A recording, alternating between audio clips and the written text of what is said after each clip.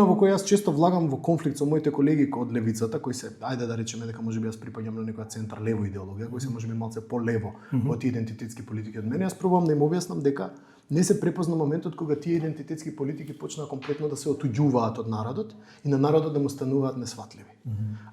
Од друга страна, академијата, посебно во Соединетите Американски држави, претежно припаѓаше на тој корпус на леви идентитетски политики, тоа беше она што беше популарно и направи комплетна доминација во интелектуалната сфера, без да препознае дека она што го продава како продукт, она што го нуди, комплетно е веќе неразбирливо и нејасно за најголем дел од народот. И потоа истата таа јавност беше многу шокирана кога видела дека огромни маси луѓе се вртат на пример во првиот мандат на Трамп кон Трамп или кон тој тип на политичари.